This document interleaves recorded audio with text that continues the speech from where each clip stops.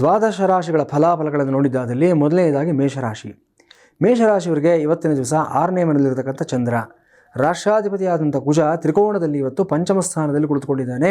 ನೀಚ ಭಾವದಿಂದ ಹೊರಗಡೆ ಬಂದಿದ್ದಾನೆ. ಒಂದು ರೀತಿಯಲ್ಲಿ ಹೇಳಬೇಕು ಅಂತಂದರೆ ನಿಮಗೆ ಹೊಸ ಉತ್ಸಾಹ, ಹೊಸ ಚೈತನ್ಯ, 2 ಪಟ್ಟು ಎನರ್ಜಿ ಎಲ್ಲವೂ ಸಹ ನಿಮಗೆ ಕಳೆದ ಒಂದು ದಿವಸದಿಂದ ನಿಮ್ಮಲ್ಲಿ ಫ್ಲೋ ಆಗ್ತಾ ಇರೋದು ಈಗ ಆಲ್ರೆಡಿ ನೀವು ಅನುಭವಿಸ್ತಾ ಇರ್ತೀರಾ. ನೀವು ಮೇಷರಾಶಿ ವೃಶ್ಚಿಕ ರಾಶಿ ಇಬ್ಬರೂ ಅಷ್ಟೇ ರಾಷ್ಟ್ರಾಧಿಪತಿಯಾದಂಥ ಕುಜ ಮತ್ತೆ ಬಲಿಷ್ಠನಾಗಿದ್ದಾನೆ.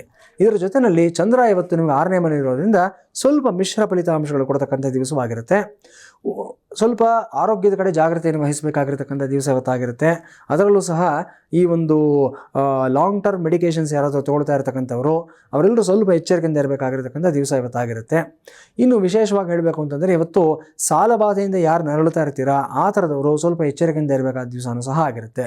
ನಿಮ್ಮ ಸಾಲಗಾರರು ಸ್ವಲ್ಪ ನಿಮ್ಮನ್ನು ಇವತ್ತು ಹುಡ್ಕೊಂಡು ಬಂದು ಕೆಲವೊಂದು ಸಮಸ್ಯೆಗಳನ್ನು ಸೃಷ್ಟಿ ಮಾಡತಕ್ಕಂಥ ಸಾಧ್ಯತೆ ಇರುತ್ತೆ.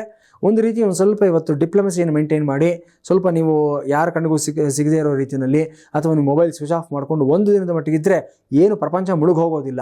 ನಾಳೆ ಮತ್ತೆ ಇರುತ್ತೆ, ಅವ್ರನ್ನ ಫೇಸ್ ಮಾಡತಕ್ಕಂಥ ಒಂದು ದಿನ ಆಗಿರುತ್ತೆ. ಯಾವಾಗ ನಾವು ಡೌನ್ ಆಗಿರ್ತೀವೋ ಶ್ರೀರಾಮಚಂದ್ರನಂತವನು ಅಷ್ಟೇ, ಅವನಿಗಿಂತ ಬಲಿಷ್ಠನಾದಂಥ ವಾಲಿ ಬಂದಾಗ ನೇರವಾಗಿ ಯುದ್ಧ ಮಾಡೋದಕ್ಕೆ ಹೋಗಲಿಲ್ಲ. ಒಂದು ದಿವಸ ಹಿಂದಕ್ಕೆ ಹೋದ, ಅವನು ಮರದ ಹಿಂದೆ ನಿಂತ್ಕೊಂಡೇ ಬಾಣ ಬಿಟ್ಟ. ಹಾಗಾಗಿ ಆ ಕ್ಷಣಕ್ಕೆ ನಾವು ಈ ಒಂದು ಏನು ಹೇಳ್ತಾರೆ, ಈ ಕದನ ವಿರಾಮ ಅಂತ ಹೇಳ್ತಾರಲ್ಲ ಆ ಪ್ರಕಾರವಾಗಿ ಸ್ವಲ್ಪ ಅದನ್ನು ಅನೌನ್ಸ್ ಮಾಡಬೇಕಾಗುತ್ತೆ. ಸ್ವಲ್ಪ ಹಿಂದಕ್ಕೆ ಹೋಗಿ ನಾವು ಯಾವಾಗ ವೀಕ್ ಆಗಿರ್ತೀವೋ ಆ ಸಮಯಕ್ಕೆ ನಾವು ಒಂದು ವೈಟ್ ಫ್ಲಾಗ್ ತೋರಿಸ್ಬಿಡೋದು ತುಂಬ ಒಳ್ಳೆಯ ವಿಚಾರ ಆಗಿರುತ್ತೆ. ಸೊ ಸಾಲಗಾರರ ಬಾಧೆಯಿಂದ ಇರತಕ್ಕಂಥವ್ರು ಇವತ್ತು ಸ್ವಲ್ಪ ಈ ಒಂದು ಟ್ರಿಕ್ನ ನೀವು ಫಾಲೋ ಮಾಡಿ ಒಳ್ಳೆಯದಾಗುತ್ತೆ ನಿಮಗೆ.